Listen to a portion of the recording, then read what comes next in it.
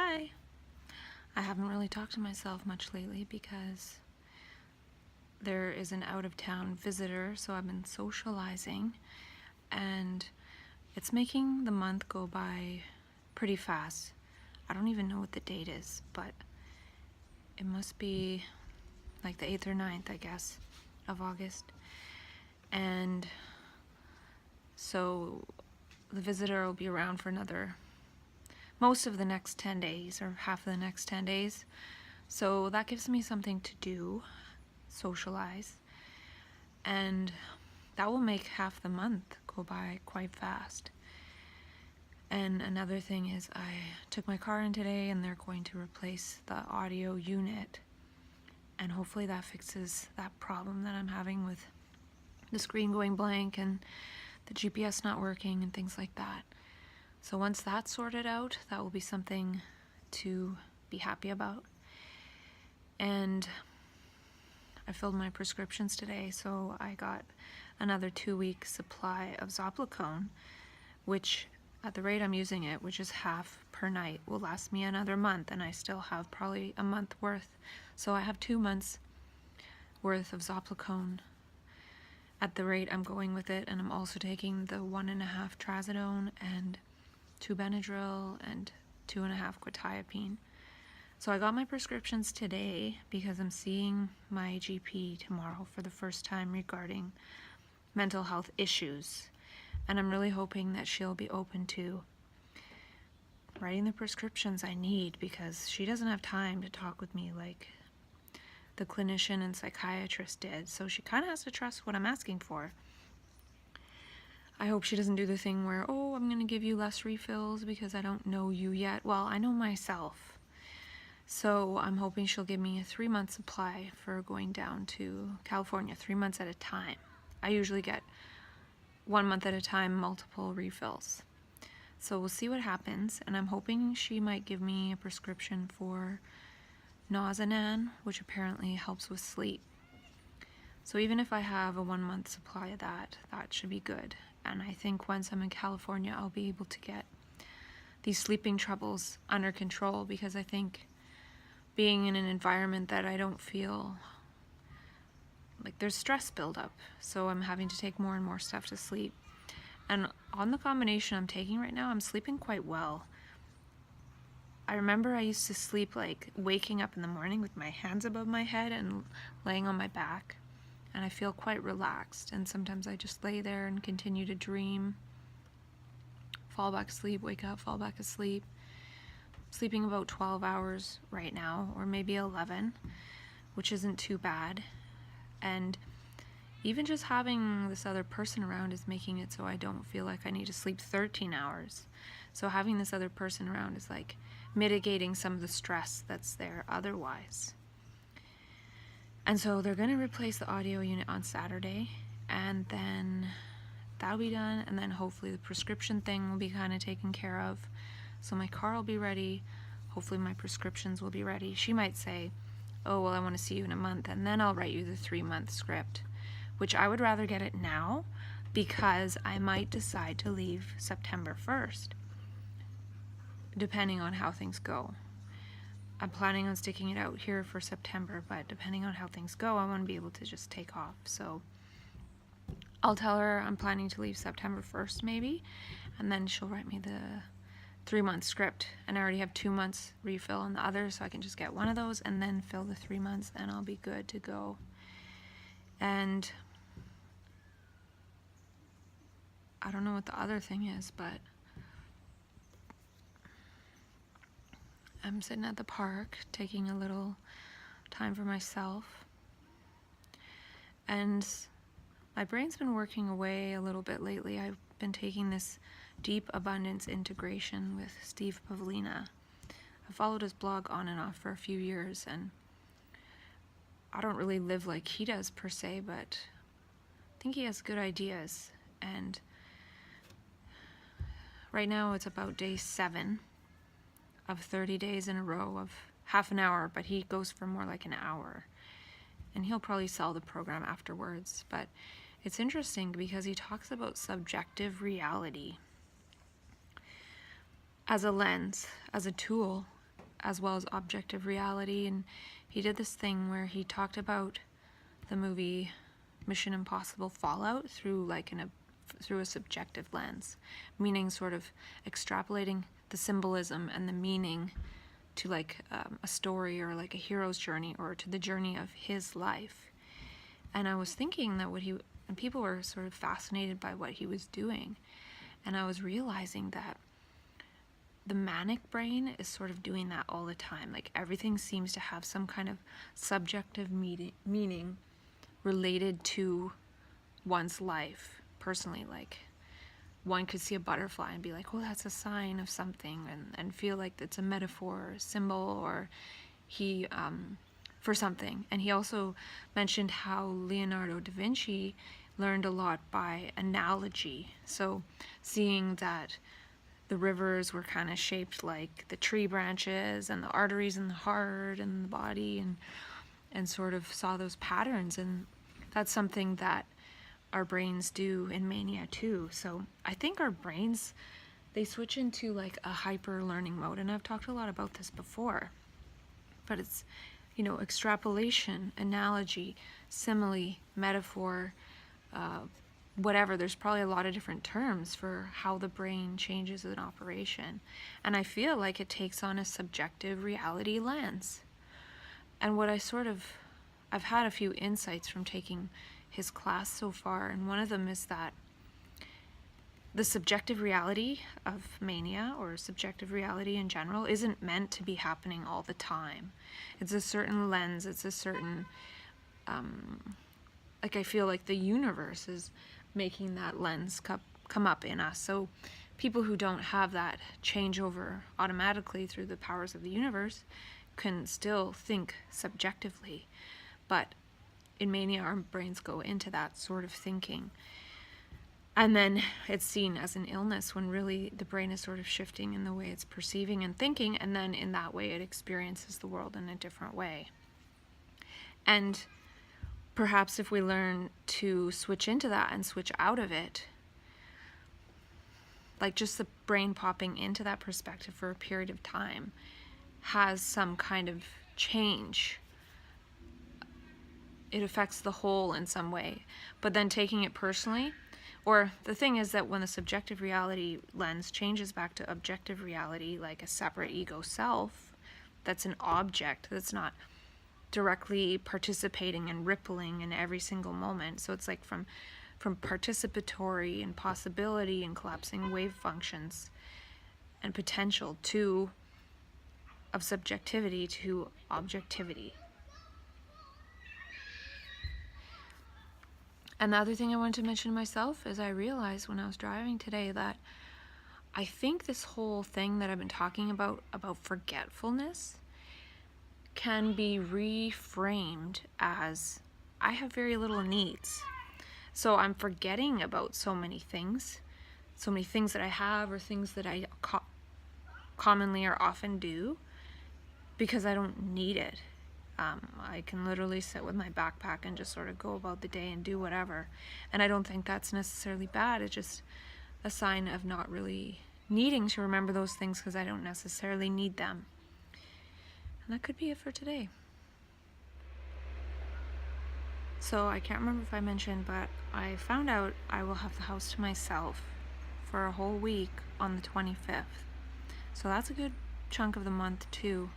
And I'm thinking that I might try to make some videos, like some summary videos. It's summer right now, summary. So,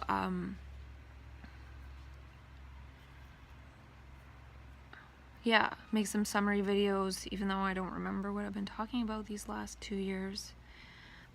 But sum up some points. I don't even know what the point is. I think part of the point is that I got a lot of what I wanted to talk about out of my system. And it's no longer that important to talk in that way. And then I've realized that being in the wrong life and living situation creates stress, and that's probably part of why I'm not talking to myself in those ways too.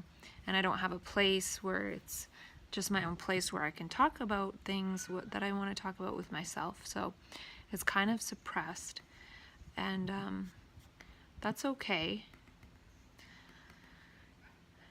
I'm not really experiencing side effects of the meds, so I might try to make some videos, kind of summary ones, or talk about new stuff. I do have some new stuff written down, but they're very short points, and they're not really, like, if I look at them, I don't really think of more extrapolations for them, which could be good.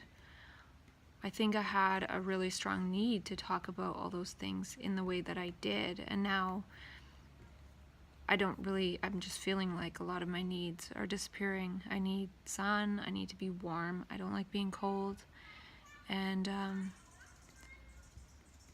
nature and beauty, and, you know, somebody that I care about around me, I guess. So that's what I'll be exploring when I'm in California in October.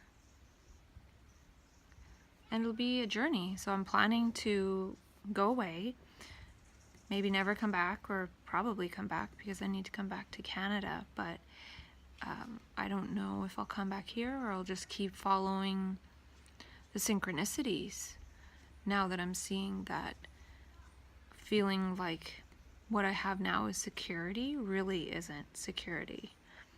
It was maybe a bit of security when I had my own place, but it was too noisy, like traffic noise. It's scientifically proven that is very stressful on some people.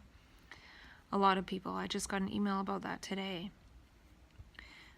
from a email from Sound Wellness. They talk a lot about noise and its effect, and that's something that really does affect me now. And I'll be going to California where there's not much noise, and I'm really happy about that. I need silence, sunshine, following the sun, and conscious, open people that are wanting to grow, people that aren't closed-minded and really, really set in their ways. I'm seeing that that's part of what I need, and so I'm gonna create that, and we'll see whether I leave on September 1st or October 1st. I'm not sure.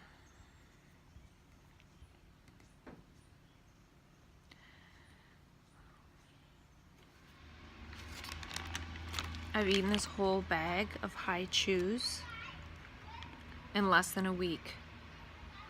And the green apple flavor actually has spirulina concentrate in it. So that means these are kind of healthy, right? And mango has beta carotene. This is great. Actually, I have 2 left, green apple and mango, and I'm gonna eat them now. So yeah, I'm not really eating healthy, but I'm getting through it, and I'm looking forward to feeling healthier at some point. But I really don't feel that bad, all in all. Pretty good considering how many meds I'm taking and things like that.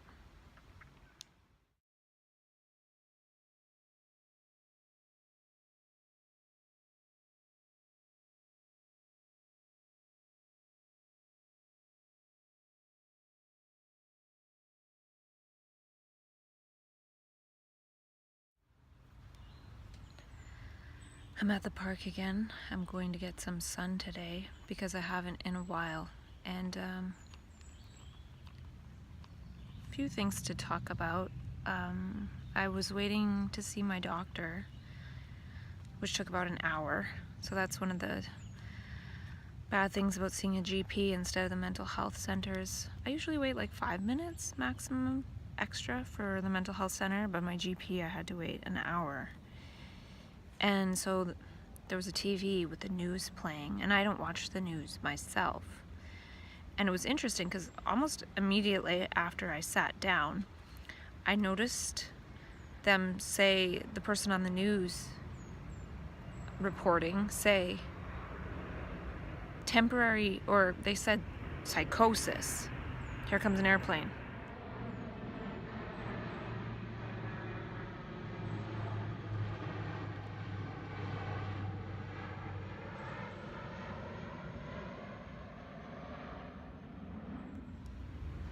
That wasn't just any airplane. I think that was one of those monster cargo planes.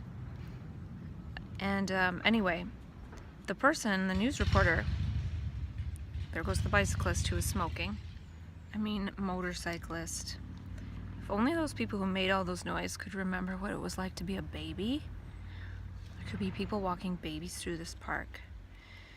But anyway, I don't know if the person who was the reporter was named Vasi Kapelos, or if that was just the show or what, because I don't follow any of it.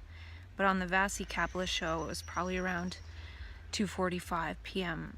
yesterday. They were talking about something. I think it was just a news report about Canada saying something by tweet about some country who has a hostage or something like that. I don't know. But anyways, the reporter used the word psychosis. And that grabbed my attention right away. So I looked at the screen and it had subtitles, which were delayed. So I saw how they used the word psychosis. They said something like, a sort of psychosis, temporary amnesia. So they weren't even talking about psychosis or mental health, but they were using the word psychosis in a different context. And they were basically saying psychosis means a temporary amnesia, because they were saying, oh, maybe they shouldn't have done that, like they had a temporary amnesia. But to go as far as to call it a psychosis, I don't know. I thought that was a rather strange way to decide to use the word. You know, very purposeful and like wanting to get that word out there more or something. I don't know what it was all about, but I was kind of surprised by that. I don't know. I don't think that word should be used so lightly. But in a way, maybe it's a good thing because they're using it in a context that doesn't mean crazy or whatever. So it could be actually lessening the impact of the word. I don't know. But I don't know. I just thought it was really strange that I sat down. I never watched the news, and then that's the word they're using on the news. A sort of psychosis, like a temporary amnesia, as if that's all psychosis is a temporary amnesia. I don't think so. But I thought that was interesting. Also the timing, that I don't watch the news and then I sit down and then they're saying temporary psychosis or temporary amnesia for psychosis. If I cared, I would probably write into the station and say, you shouldn't use the word psychosis lightly, and it doesn't mean temporary amnesia. They're also maybe inferring that the people were nuts, or I don't know. I don't really have a problem with the word psychosis, but I feel that I've experienced it many times, and it's not only temporary amnesia. But in a way, part of it is temporary amnesia, like mania. Imagine being fresh, like having an amnesia of all one's limiting beliefs for a temporary amount of time. What would one's life look like? And it could look somewhat like mania. And yeah, so I saw my doctor. I was hoping to get a 3-month prescription so then I could take off at any time, but she gave me a month. She, for sleep, recommended I go up to 150 milligrams of trazodone. And then she did give me the Nazanan for a month, but then she said, she said be careful of weight gain, which is true. So I don't maybe want to take that so much. I will feel that at some point. I do have enough Zopiclone to keep taking it for another couple months because I'm only taking half at a time. I could try to take maybe a quarter of the Zopiclone and up the trazodone to 150 milligrams and see if that helps. As long as I can get to sleep, that's fine. I remember for a while, when I woke up, I was sort of sleeping with my arms above my head and I felt so relaxed. And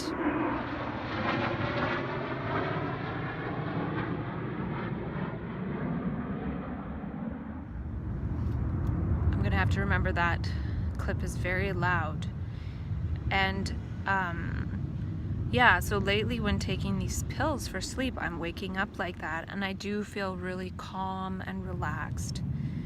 And I am noticing that the spire is showing less tense breathing in general. I'm not wearing it as much as I was. I kind of forget sometimes. I forget quite a lot, but the days that I do wear it, there's just not as much tracked tense or even focused breathing. So it's changing my breathing pattern to not be tense or focused, and maybe it's making my tense breathing more like the regular people, because each month it sends me or each week it sends me a summary, and it'll be like I have like 6 hours of tense breathing a week, and everyone else has like 0.5 hours on average. So it could be good because it's calming me down. I do also think that a calming environment would have the same kind of effect. So when I go to California, I want to experiment with, will I have more calm breathing, less tense breathing, and be able to take less and less medication. Right now, I'm taking 75 milligrams of trazodone and 100 milligrams of quetiapine. No, 50 and then a half. So 62.5 of quetiapine. And I'm taking 2 Benadryl and then the half of a Zopiclone.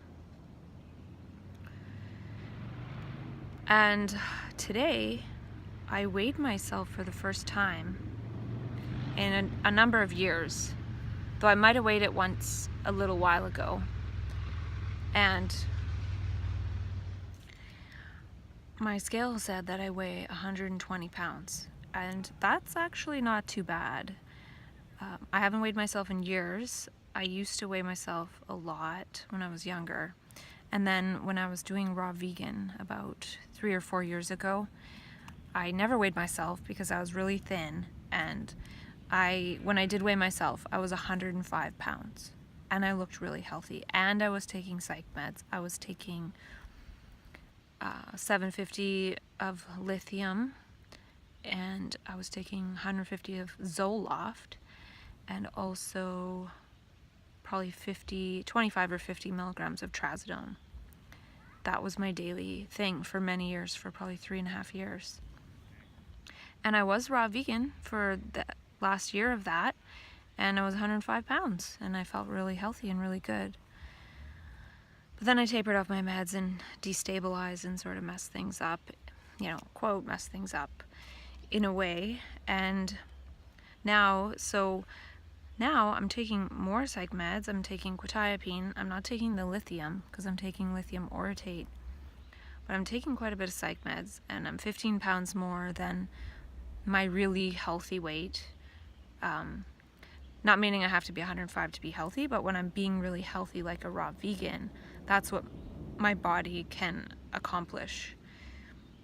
So to be only 15 pounds heavier when taking these extra psych meds, taking antipsychotics, which I never took before, and also I haven't been cooking for myself at all.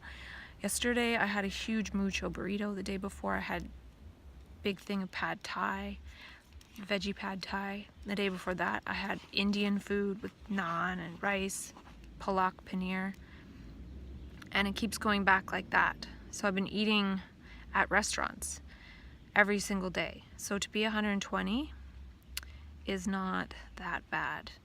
And I don't really care.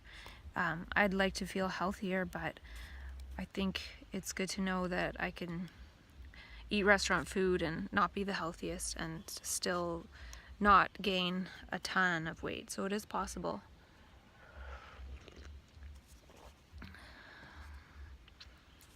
And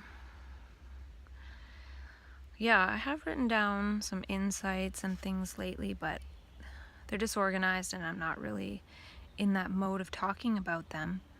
But I might try to get into that mode a little bit when I have a week to myself in the house.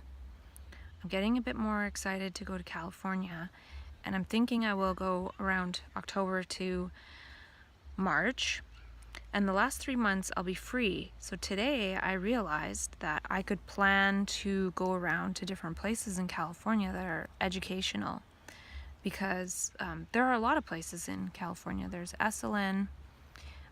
There's a lot of people doing a lot of things regarding mental health, so I could possibly arrange a trip and tour around and do things like that, or do fun things. I'm not sure what'll happen.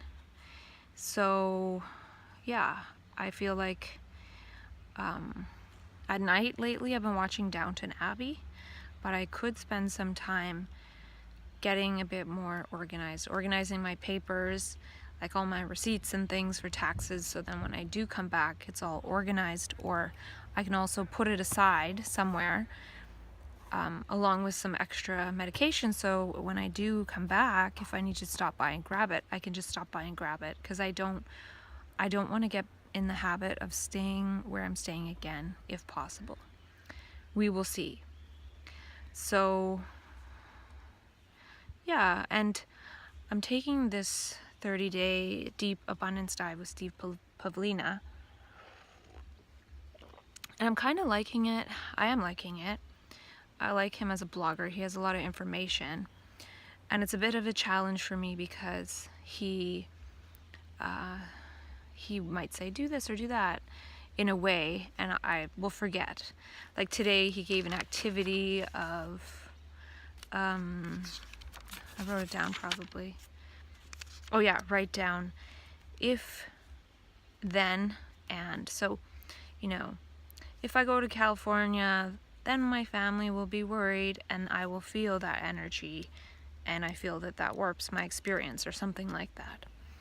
So he said write down these different blocks, like these if, then, and type of belief systems that we have.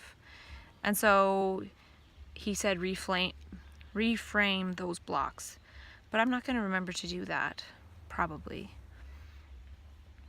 But the good thing is I could go through the course again if I want. And I am liking the 30-day deep dive aspect, because in the first few days he talked a lot about subjective reality, and I asked him in an email before the course started to talk about subjective reality. I could probably read that email that I wrote to him, because it's based on how I feel that my experience is changing, at least temporarily. Like right now it's my harder 3 months of time, and I'm not doing that badly, but I'm not feeling lack of executive functioning because I've been keeping my life very simple. So if I had some fancy job where I had to think a lot and do a lot and organize a lot and multitask, I would probably not be able to do it right now, and maybe I'd even be depressed because I wasn't able to do it. But since before the energy dropped out this year, I was practicing doing nothing, just getting up, showering, going to the park, going to a restaurant, getting some food, very simple days. Since that is within my level of functioning, even now when maybe my executive functioning isn't as good, there's not a subjective experiencer or interpreter interpreting myself and my experience as, oh, I'm not good enough and I'm not able to do what I'm usually able to do, because I've practiced this type of simplicity that is kind of like what I was talking about with myself years ago, being home less. Not homeless, but being at home less. And I was like pretending it would have something to do with helping homelessness if you're home less. But in a way, this experience that I've been having of being at home less, sunny out, it's been a good learning experience, I think, because I've learned, hey, I can spend extra on food, I have a place to live, I have a car, I can spend extra on food and just sort of go about each day and do whatever and be in the sun and enjoy myself. I don't really need that much to enjoy myself. I've learned that I don't need all the things that I have to enjoy myself. before the energy dropped out, I did spend a bit of money because I bought like that pulse oximeter for the finger that I couldn't return. It doesn't really work very well. I bought that heart math device that I haven't been using. I never think to. It's sitting on the shelf at home. And I bought the Cardia device. So like things to be like getting some kind of feedback about how my physiology is experiencing things. And I don't necessarily regret that because I also bought the Spire, which I do feel has yielded lots of good information. So, without knowing it, I was going through a process of finding some sort of biofeedback device that I found helpful. And I ended up returning the Cardia device, and I still have the heart math device. But now my brain is in a state where I don't even think to use it. It's in a different space of functioning. So maybe if I was trying to push myself in ways that I'm just not able to do right now, then I'd feel like, I need to do the Cardia device to breathe coherently or something. But right now, I can breathe coherently in the park, or I can spend time with a friend. And I'm, years ago I might think, I want to stay home and talk to myself about insights instead of hang out with a friend. And now I'd rather hang out with a friend because my brain's not in that mode. I'm thinking that it probably will go back in that mode as I lower the medications when I go to California. So over these years, I've learned a lot. I've learned not to resist the medications where they're helpful. I've learned to use the medications and also supplements to mitigate some of the ups and downs. I feel like I've possibly gotten over the depressive aspects, perhaps, because even this time with the last crisis, I didn't go into depression, and that could have been because I went to the island. Last year, I did have a big depression. Not even that much, but there was more psychosis. And then I worked at that warehouse and I got through the winter. It was really hard. 3 months, so difficult. This time when the crisis happened and it's summertime, I'm able to be outside, live simply, and there's no depression. I haven't really experienced any of it. So that's why I want to keep going with what I'm learning, because I feel that we, as people who are diagnosed with bipolar, can get to a point where we don't experience mania and depression. And other, for example, there's bipolar in order, which would say learn to be functional in all your states, ups and downs, and like you still have terrible depressions and really strong manias and things, but you learn to function within that. But through what I'm learning, and I could be wrong because I am taking meds right now, I think there is a way to not have the highs and lows as much, because we're able to design what to do when different cycles are happening. And maybe he's saying the same thing in a different way. I don't know. My method, right, what I'm experiencing and exploring isn't based on productivity, because his thing is about results and productivity, and I think the whole world is based on like what's the result and what's the productivity of you, and if you're not productive, you have no value. And I think there's a lot of value in the invisible stuff that happens when that energy comes. And I feel when we try not to do anything with it, it has a doing of its own when it's not channeled into human doing. And I think that's part of what some of us can explore. I'm not saying it's right or wrong or anything, but we can explore surrendering to that as a possibility. And then when we stop putting all these energies into the system of humanity that we've been designed to follow as like a cookie cutter lifestyle, then it could be possible that we don't feel the highs and lows, because I think the high and the low comes from putting the energy into the doer. So when we augment the doer and do a lot with mania, then the doer has the equal and opposite reaction and goes into a depression, and now it can't do anything. So it's feeling like, now I can't do anything. Whereas when we don't do anything with the energy in particular, I don't think that same thing happens. And I think that could be possibly a lot simpler. And getting to that place, I don't necessarily feel is the final, oh, that's it. I'm supposed to sit in a park and do nothing. But I feel that allowing those doership circuits in the body and the musculature and the nerves to sort of diminish, then those other circuits can be built more easily. And we can let the universe inform us about that instead of the human structure that we've already been living in as a human society for many years. And I feel that it's really important to move into co-creation. Yet I haven't yet got to this myself, but I was thinking, Steve Pavlina has been talking about subjectivity, or subjective reality versus objective reality, and how each are a viewpoint and a tool, and not necessarily to be kept all the time, per se. But for me, I feel like the universe is testing out putting certain brains into subjective reality. And when that happens, one feels like everything, and even anyone that one comes into contact with, there feels like there's no separation. And this isn't sustainable. And it's not like I say, oh, I want to go into subjectivity now, I'm going to put this on as a lens and a tool, and then I'll put it down.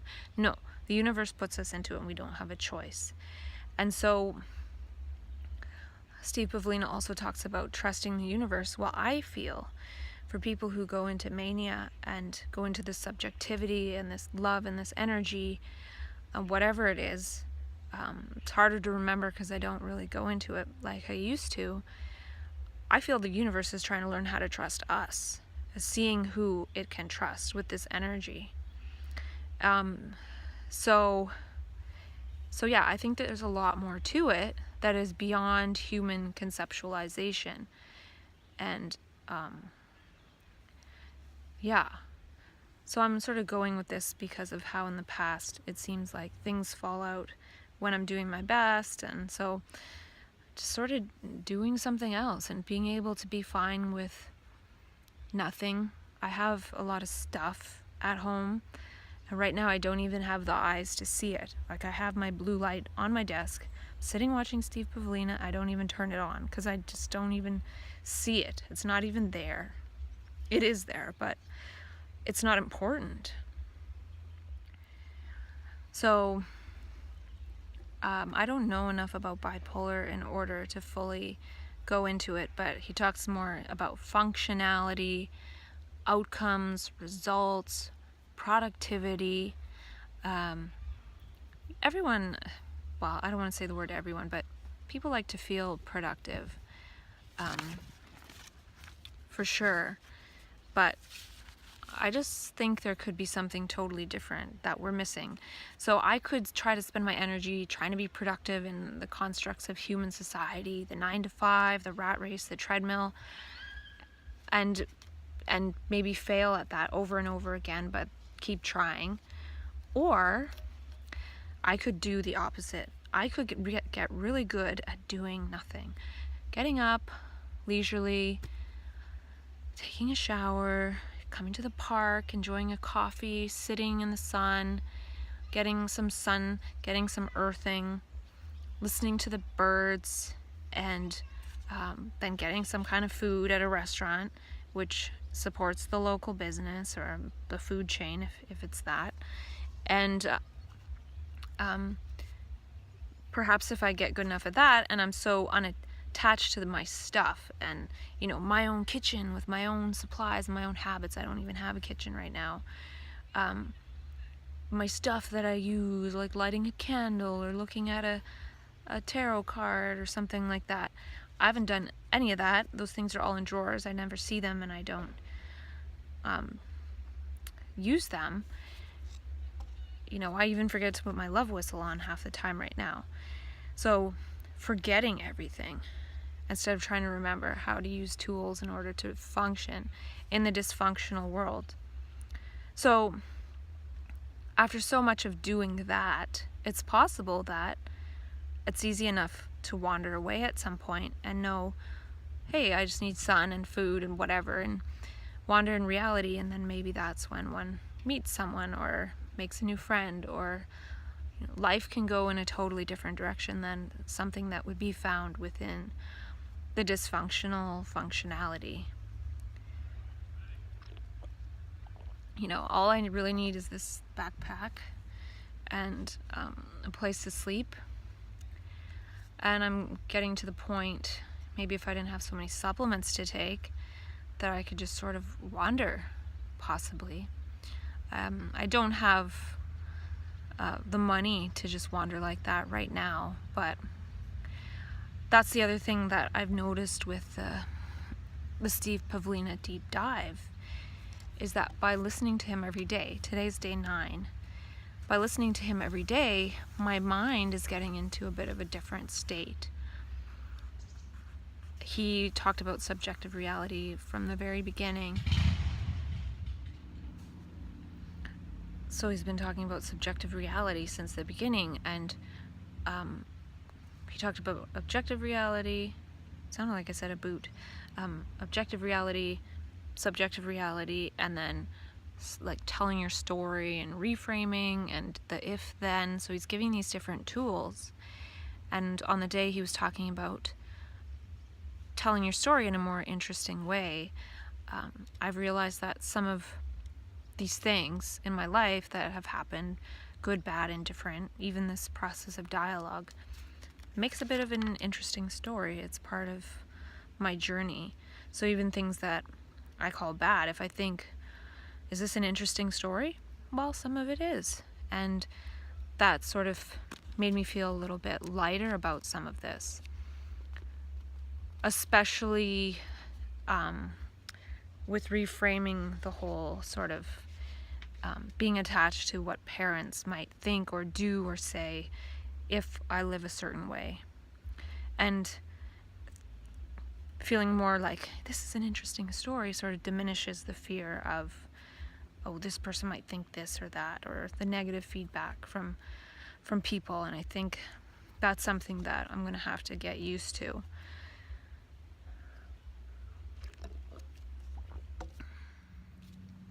I'm not sure what I was saying, but something I wanted to say was that by doing the first 9 days of this 30-day abundance deep dive, I'm sort of seeing the value of watching something daily to get the brain into a different way of thinking.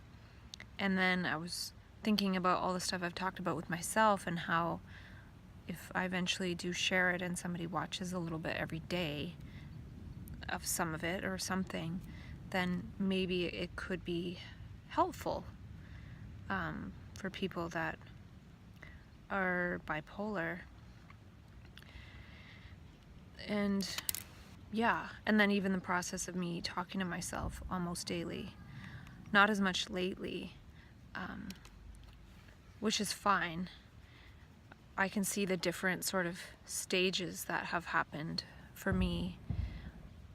This stage that I'm in now is about releasing attachment to people who I think that I need to please, as well as to my stuff, and to doing anything in particular. And I do feel like when I go off to California,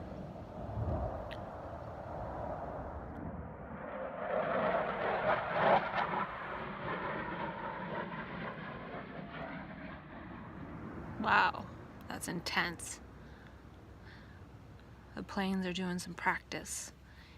And yeah, so when I go off to California, I'm going to be going from like zero, sort of like mania in a way, like just going and having a journey, but having a lot more wisdom from all the number of years that I've gone through this. So it should be interesting. That might be the start of when this gets interesting. I do know that I do want to create something to share at some point, because besides my little blog posts, I haven't really published very much. And sometimes I think, oh, I could write a book, but I don't know if my brain can organize things in that way. But yeah, when I have some space in the house, I might work on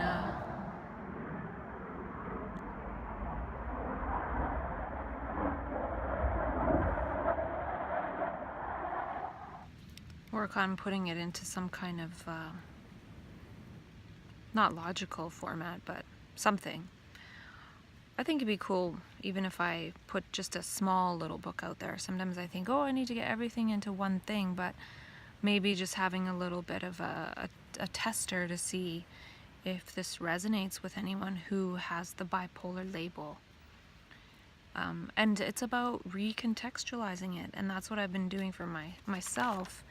And Steve said today a quote from Viktor Frankl's book, Man's Search for Meaning, and that was written by the man who was in a concentration camp. And he said, the people most likely to survive are the ones that find meaning in the experience. So he was talking about his awful experience of being in a concentration camp. And for me, I just sort of made that analogous to the experience of a bipolar label. You know, for me, I feel my survival has been is more and more likely because I've found so much meaning in the experience. And that's what I think is the most important thing. And that's actually what I think one of the roles is to help us find meaning in life in different ways that we've created ourselves in the moment. And that's something that I noticed. I think I talked about how Steve talked about the movie Mission Impossible Fallout, and he was extrapolating the different themes in the movie. He was making sort of metaphors and analogies, and he called it the subjective reality interpretation according to his life, right? Like what is meaningful to him.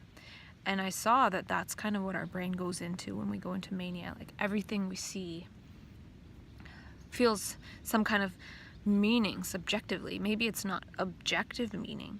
Maybe that meaning isn't out there as an object, but it's subjective meaning, and we can take that subjective meaning, we can share it, and maybe some people will see that subjective meaning within their own subjectivity too. And maybe by being able to give subjective meaning, maybe that has a lot of value. People on the Zoom call seemed to think what he was doing was pretty cool. And then I realized, wow, that's the kind of way our brain goes into mania. And we're talking about these things and the subjective meanings, and that's why we're saying things that are kind of out there sometimes, because we're making these really big leaps in what things are associated. You know, that's what advertising does, right? They try to like associate a truck with like a beautiful person or something, when the truck has nothing to do with a beautiful person per se. But by making that association, we feel good, or like having the truck has more meaning than just a truck. A truck's going by right now. So we can do that each moment in our life, and that can give our subjective life meaning. We've been taught that most of what has value is what is objective, and we've been told what things mean and what to value. And when our brain changes and we start seeing things differently and making our own evaluations to our own subjective experience, then that is seen as a mental illness when it gets to a certain point. I don't think it's that at all. I think we need to learn how to share that subjectivity and pass on what we see as meaningful to others. Otherwise, they can only adopt what they've been told is meaningful, and more people are seeing that as meaningless. Like, look at the teenage suicides. It's for a teenager to end their life, to see life as meaningless. If one was to be able to go into the manic perspective, automatically one would have access to infinite subjective meaning in each moment. And I think that is really important. It's really important.